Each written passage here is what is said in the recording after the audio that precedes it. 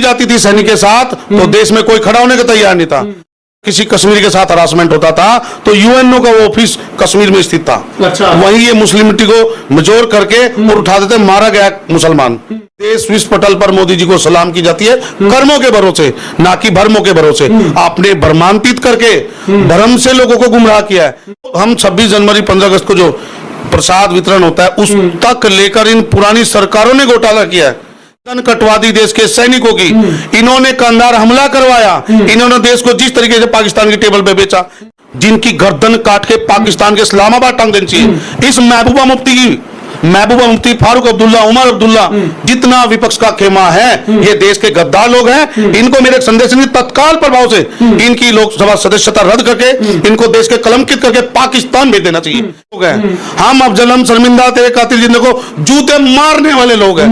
बाला साहब ठाकरे के जाने के बाद आज दूसरा शेर पैदा हुआ है जो देश की बदलती राजनीतिक हालात की सिनेरियो चेंज करना जानता है, जो बेबाक होकर चुनौती की बेबाक जवाब देना जानता है।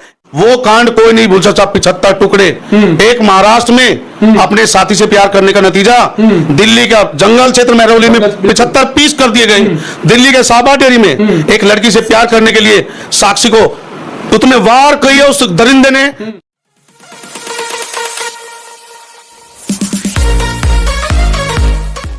जिन्होंने नाम के साथ में एक अपना फेम कमाया है, आज वही संजीव जी हमारे साथ में इसी मुद्दे पर बात करेंगे। सर, जो 370 की धारा जो कश्मीर से हटाई गई है, इसके बारे में क्या कहेंगे आप? आपके सभी दर्शकों को सबसे पहले मैं बोलना चाहूंगा दोस्त, सबसे पहले सैनिक को देखकर एक ही बात को कभी ना छोड़े, उसको जय हिंद करना ना भूले, क्योंकि आपकी सुरक्षा के लिए जिस तरीके से वो अपनी जान की आन बान शान सब कुछ आपकी रखवाली के लिए वतन की सीमाओं पर बैठकर आपकी रक्षा करता है। लेकिन जो बातें सैनिक को सिखाई गई है और जो बातें आम नागरिक को सिखाई गई है, ये कुछ सरकार की त्रुटियों और नीतियों का खेल रहा है। पहले पिछले बीते 70 सालों में मैं भी देश का एक स्टूडेंट रहा हूँ, मैंने फ्लैग होस्ट भी किया है, लेकिन जो नियम हमें सिखाए गए थे, दूध मांगोगे तो खीर देंगे, कश्मीर मांगोगे तो चीर देंगे, उन नियमों का यहाँ से लगा के कश्मीर तक कोई वास्ता नहीं है। कश्मीर एक अलग देश था। धारा 370 और 35 से नेहरू जी ने अपनी अय्यासी और अपने मिजाज के लिए सेव करके रखा था, जिनका हमारा और उनका कोई वास्ता ही नहीं। वो आज भी हम इंडियन कहते हैं और हम कश्मीर को अपना पार्ट कहते हैं। ये गुमराह करने का तरीका था किसका? कांग्रेस का। ये खेल उन्होंने अपने लिए सुरक्षित किया था। अच्छा। हमारा बॉर्डर रोड ऑर्गेनाइजेशन, आप जम्मू जा सकते हैं, लेकिन जैसे वैली की तरफ मूव करोगे तो आपसे पूछा जाता है आप कौन हो, कहां जाना चाहते हो, क्या रीजन है। ये संदेश कहीं ना कहीं आज की सरकार में केंद्रीय खेल मंत्री और सूचना प्रसारण मंत्री अनुराग ठाकुर जी जानते हैं। इस कथा को स्वयं नरेंद्र मोदी जानते हैं। इसको अब दो लोग भगवान को प्यारे हो गए, उन दो लोग बता सकते हैं कश्मीर में और भारत में कितना फर्क था। लेकिन इस सरकार ने जिस तरीके से एक मुश्त बांध के चाबुक चला के पाकिस्तान प्रेम खत्म किया है, चीन की धमकियों को खत्म किया है, वो कहीं ना कहीं विपक्ष के गले नहीं उतरता। जो कहानियां कश्मीर को लेकर आए दिन घटते थे, उससे पूरा तार पाकिस्तान से जुड़ा था, जिसकी अगुवाई राशिद इंजीनियर जैसे लोग या जो सैयद सलाउद्दीन जो मुजाहिदीन चलाता है, जो आतंकवाद का आका है, ये सरकार उनसे डर के गुमराह करके देश को अलग दिशा में ले जा रहे थे। आज तक क्यों उजागर नहीं किया? अच्छा। लेकिन ये कहानी, ये रूल, अगर कोई वायलेंस की जाती थी सैनिक के साथ तो देश में कोई खड़ा होने को तैयार नहीं था। अगर किसी कश्मीरी के साथ हरासमेंट होता था तो यूएनओ का वो ऑफिस कश्मीर में स्थित था। अच्छा। वहीं ये मुस्लिमिटी को मजोर करके और उठा देते, मारा गया मुसलमान। ये ऐसा था ही नहीं। सबसे पहले मोदी जी ने आज जिस बदलते भारत को हम देख रहे हैं, यूएनओ का ऑफिस नहीं है, पूरे देश विश्व पटल पर मोदी जी को सलाम की जाती है कर्मों के भरोसे, ना कि भरमों के भरोसे। आपने भ्रमांतित करके भ्रम से लोगों को गुमराह किया है, लेकिन सच का आईना अब देखने को मिल रहा है। जिस तरीके से कश्मीर के अंदर में 370 की जब धारा हटाई गई, ऐसी कई पार्टियां जिन्होंने लगातार कि कहीं ना कहीं आतंकवाद जो है वो खत्म नहीं हुआ है, क्या अभी खत्म हुआ है या नहीं हुआ है? देखो, आतंकवाद पूर्णतः नकेल कस चुकी है। वहां डीजीपी कश्मीर दिलबाग सिंह साहब या थल सेना अध्यक्ष हो, वायु सेना अध्यक्ष, विशेष फोकस सीमाओं को सुरक्षित करने में। हमारे देश के प्रधानमंत्री जिस तरीके से सैनिक के साथ दिवाली मनाते हैं, त्योहार मनाते हैं, एक अलग संदेश देते हैं। घोटाला यहीं तक नहीं होता था, सैनिक की वर्दी में लगते साबुन से लगाकर उसके रिम्बर्समेंट, जो हम 26 जनवरी 15 अगस्त को जो प्रसाद वितरण होता है उस तक लेकर इन पुरानी सरकारों ने घोटाला किया है। सैनिक के सम्मान को इन्होंने ठेस पहुंचाया। अच्छा। इन लोगों ने गर्दन कटवा दी देश के सैनिकों की। इन्होंने कंधार हमला करवाया। इन्होंने देश को जिस तरीके से पाकिस्तान की टेबल पे बेचा, जो नकेल आज मोदी जी ने कसी है उसका नतीजा देखो, कंगाल है पाकिस्तान। 135 करोड़ मरी में छाई पड़ी है। बुरा हाल है सब, क्योंकि इनकम बंद हो गई ना। लेकिन सरकारों ने जिस तरीके से डंडा चलाकर यही नहीं मारा, इकोनॉमी मारा, विश्व पटल पे मारा और हर मोर्चे पे मारेंगे इनको, चाहे खेल से लगाकर हर माहौल में।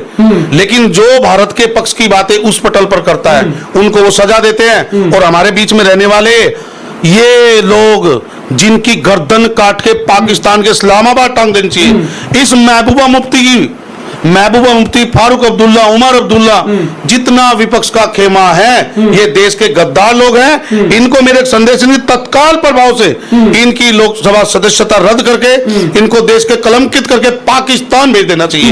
इन गद्दार लोगों ने देश को बेचा है। इनका देश की संसद और कानून के मंदिर में बैठने का कोई अधिकार नहीं है।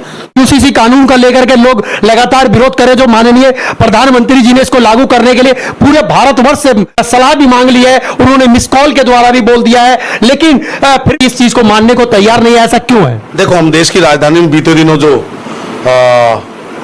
दिल्ली दंगा हुआ हम उसको भूल नहीं सकते। सीएओ और सीएबी पर देश में धरना चल रहा था। अमेरिका के तत्कालीन प्रधानमंत्री देश में आए। इन लोगों ने चाहे साइन बोर्ड रहा हो, चाहे चांदबाग दंगा रहा हो, इन लोगों का काम विरोध करना है। किसी भी अमेंडमेंट पॉलिसी में देश में एक नियमन है कि मैं ये नया सिस्टम लागू कर रहा हूं, उसमें ऑब्जेक्शन और सजेशन दोनों चीज मांगते हैं, तब वो गजेटेड होती है। ये कानून का नियम है। ऐसा क्या पाकिस्तान परस्ती में इनको आनंद आ रहा है कि देश के बदलते नियम के लोग विरोध करते हैं? ये बदलते नियम का पूरे देश के ऑब्जेक्शन सजेशन के पूछा, भाई आप अगर नहीं सजेशन ऑब्जेक्शन का फॉर्मेट जानते आप भी स्कूल से बता सकते हो कि मुझे आपत्ति है। लेकिन देश को तोड़ने वाले जो लोग हैं, जो संगठन है, जो देश के बाहर बैठकर देश को तोड़ने की कोशिश कर रहे हैं, एक बहुत बड़ा क्रिश्चियन खेमा और मोमडन खेमा देश से बाहर बैठकर सोशल मीडिया के जरिए हर रोज बड़े बड़े राजघराने लगे हुए हैं। बड़े बड़े राजघराने जो गलत संदेश देकर देश को तोड़ना चाहते हैं, उन ताकतों को कहीं ना कहीं मोदी जी लगातार नकेल चढ़ा रहे हैं इनके ऊपर।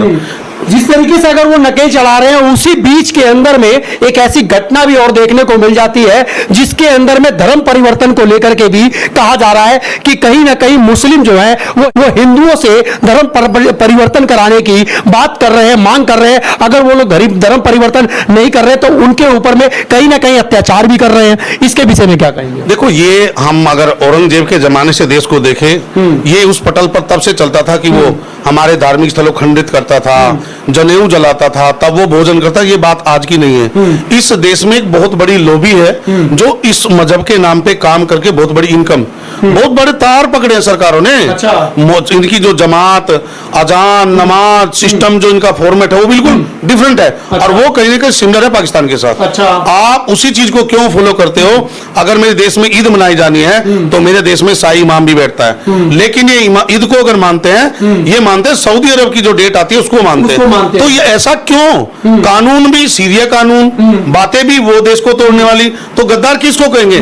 धर्म परिवर्तन का मामला इस देश में किसी हिंदू ने किसी मुस्लिम के साथ अत्याचार नहीं किया, जबकि हिंदू राष्ट्र बनने जा रहा है देश और बहुत बड़ी तादाद है। हमने कभी जुल्म करना सीखा ही नहीं। हम गंगा, गाय और गायत्री वाले लोग हैं। हम देश को जोड़ने वाले लोग हैं। हम अफजल शर्मिंदा तेरे कातिल जिंदे को जूते मारने वाले लोग हैं। हम देश की बातों को तोड़ के नए कानून बनाने वाले का विरोध करने वाले लोग हैं। लेकिन ये जो घटिया मानसिकता के लोग देश में बैठे हुए हैं, इनकी जड़ें मोदी सरकार ने उखाड़ दी है। रही सही, ये भी कुछ पलों में उखाड़ने वाली है। आज पवार की पावर खत्म होगी, कल दूसरा काम हुआ, पहले कुछ और बदला। लेकिन इतने बड़े विश्व के इतने बड़े देश को बदलने में समय तो लगता है, लेकिन जिस तरीके से सराहनीय काम किया जा रहा है, मैं उसके लिए सलाम करता हूं। ऐ भगवान, ऐसी सरकार को अगले 20 साल तक के लिए स्थापित रखो ताकि इनको नीट एंड क्लीन हो जाए।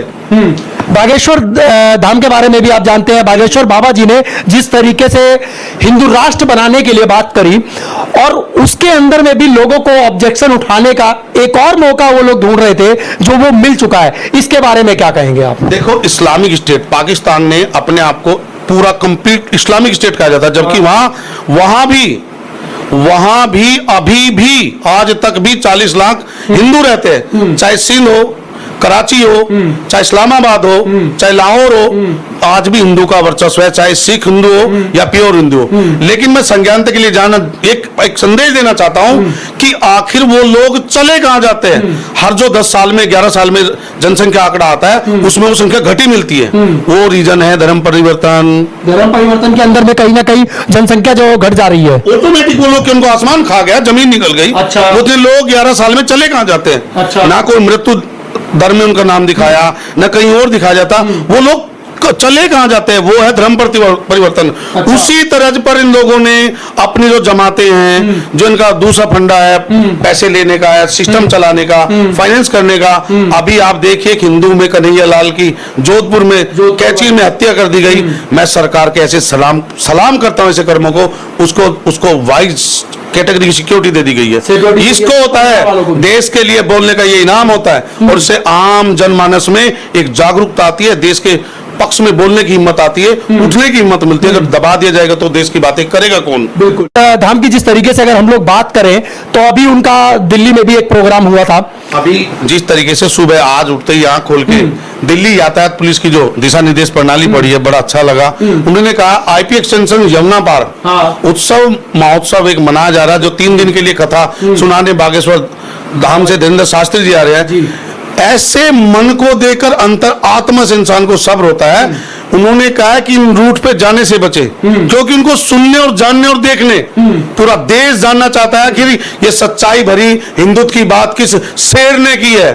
बाला साहब ठाकरे के जाने के बाद आज दूसरा शेर पैदा हुआ है, जो देश की बदलती राजनीतिक हालात की सिनेरियो चेंज करना जानता है, जो बेबाक होकर चुनौती के बेबाक जवाब देना जानता है। ऐसा शेर दोबारा अगर आज देश में आतंकवाद का और घपले का सबसे बड़ा डॉन दाऊद इब्राहिम देश से भगाया है, उस शेर ने, उसको देश भूल नहीं सकता। धीरेन्द्र शास्त्री जी का जिस तरीके से बात अगर चलती है, धीरेन्द्र शास्त्री जी की अगर बात कहें तो धीरेन्द्र शास्त्री जी लगातार अपने कथावाचक के अंदर में एक पागल शब्द का इस्तेमाल करते हैं। शायद ये आपने सुना भी होगा। इसके ऊपर में ऑब्जेक्शन उठाया जाता है कि ये पागल क्यों बोल रहे हैं। इसके विषय में आप क्या कहेंगे? क्या पब्लिक पागल है? नहीं, पागल पब्लिक नहीं, वो कहना चाहता आप ये जानिए इसका सच क्या है। वो जागरूकता देना चाहता है। वो आपको इसलिए बताना चाहता है कि जो खून के घूंटा पी रहे हैं ना, उसके आप स्वयं जिम्मेवार हैं। आप पागलपन से बाहर निकलिए। वो कांड कोई नहीं भूल सकता। 75 टुकड़े एक महाराष्ट्र में अपने साथी से प्यार करने का नतीजा, दिल्ली का जंगल क्षेत्र महरौली में 75 पीस कर दिए गए। दिल्ली के साबा डेरी में एक लड़की से प्यार करने के लिए साक्षी को उतने वार कही है उस दरिंदे ने कि कोई भरोसा ही नहीं छोड़ा।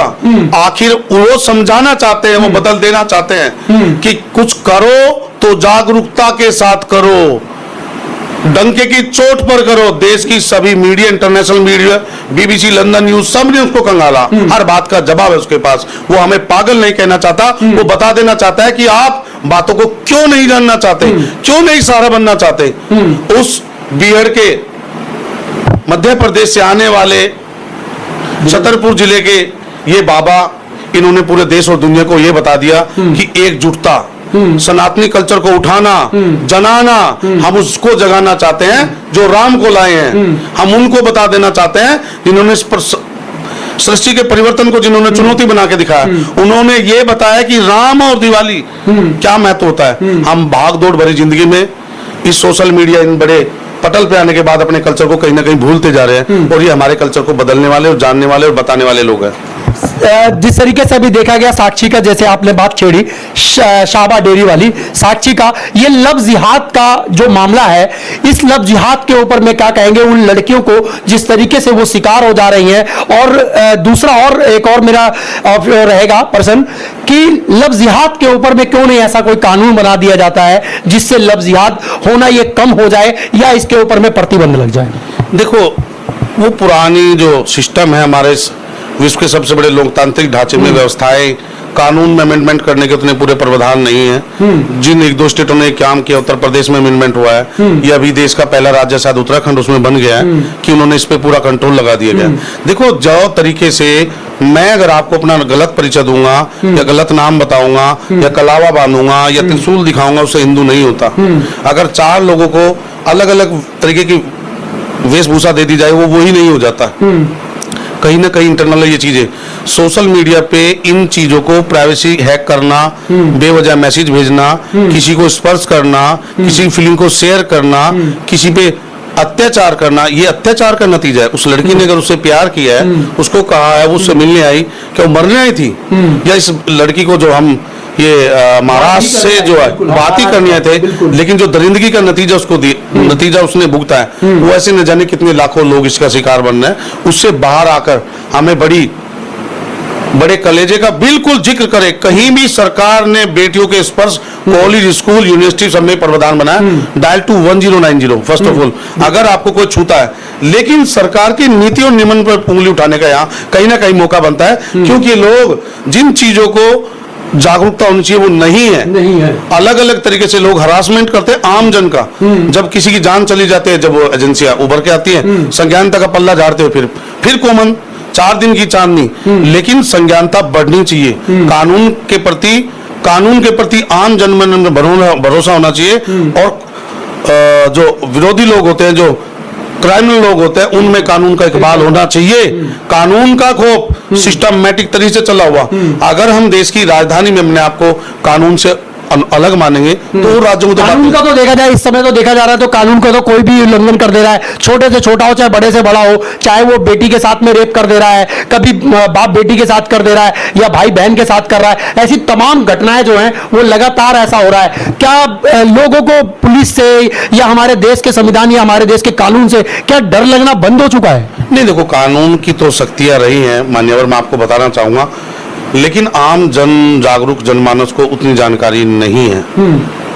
केवल नियमन का तो अगर उल्लंघन कोई करेगा उसका अपराध में दर्ज होगा, लेकिन उसका विरोधी कोई ना करे। हम इस धरती के लाल और गुलामी को तोड़कर नए शहंशाह शहीद आजम सरदार भगत सिंह को नमन करते हैं।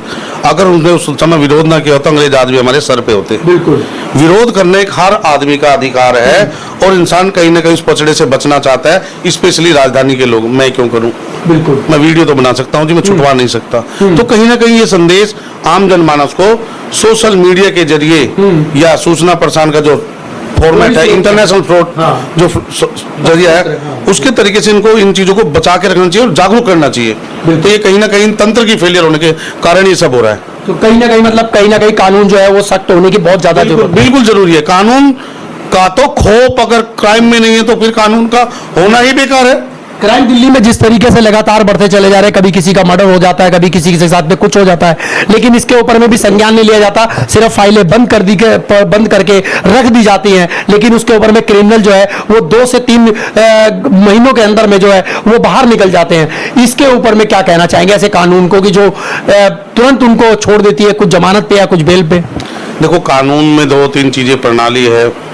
पुलिस कोर्ट पे डाल देती है, कोर्ट पुलिस पे डाल देती है, वो लाइन ऑर्डर पर डाल देते हैं। व्यवस्था को कहीं ना कहीं एक सिस्टमेटिक फॉर्मेट है। फुटबॉल को दूसरे के पाले में उछाल देना, ये खेल और नियम रहा है। लेकिन जिस तरीके से देश की राजधानी में सुप्रीम कोर्ट होने के और हाई कोर्ट होने से संज्ञानता फटाफट आ जाती है। जांचें तो उच्च स्तरीय होती है, साफ सुथरी भी होती है, लेकिन जो नीचे का जो तबका है ना, ये कहीं ना कहीं पुलिस का, सिस्टम का, कानून का हाथ नहीं बनना चाहता। अगर हाथ नहीं बनोगे तो काम का क्या पता चलेगा? देखो, नियम और कायदे के बीच में कोई जाने को तैयार नहीं है, कोई भगत सिंह बनने को तैयार नहीं। हर आदमी चाहता है अपने 50 गज के घर में भी आदमी, बाहर सोसाइटी का गार्ड, अंदर नाम लिखने वाला गार्ड, तीसरी मंजिल पे फिर एक आदमी, फिर भी वो कुंडी लगा के सोता है, वो अपने आप को सुरक्षित महसूस करता ही नहीं है। आखिर क्यों? बिल्कुल, आखिर क्यों? इसका कारण जो आपने कहा, कानून में सतर्कता नहीं है, कानून में अलर्टनेस नहीं है। आम आदमी अपने अधिकारों का प्रयोग नहीं करता। मतलब आम आदमी अपने अधिकारों का भी प्रयोग नहीं कर रहा, तो कानून भी कहीं ना कहीं लचीला जा रहा है। लचीला पड़ जा रहा है। पता है कि कोई आपसे किंतु परंतु करने वाला कोई है नहीं। हाँ। लेकिन ये जो लोकतंत्र का चौथा स्तंभ आज जिस तरीके से आपकी ये सरगर्मी देख के एक जोश भर आया कानून के प्रति, उसमें लगातार लॉ एंड ऑर्डर व्यवस्थाओं से लगातार जुड़े रहना चाहिए और लगातार विरोध करना चाहिए। बिल्कुल, चलिए बहुत बहुत धन्यवाद। मैं आप लोगों को बता दूं, जिस तरीके से कानून का लचीलापन रहता है, कहीं ना कहीं दिल्ली के अंदर नहीं पूरे देश के अंदर में कहीं ना कहीं क्राइम जो है वो लगातार बढ़ते चले जाते हैं। आप लोगों ने हमारी इस वीडियो को देखा, मैं आप लोगों को एक बात बता दूं, जो मैं पहले भी लगातार ये बोलता था, भगत सिंह तो पैदा हो मगर वो मेरे घर में पैदा ना हो, पड़ोसी के घर में पैदा हो। मैं मेरे घर में अगर पैदा हो तो मैं अपने बच्चे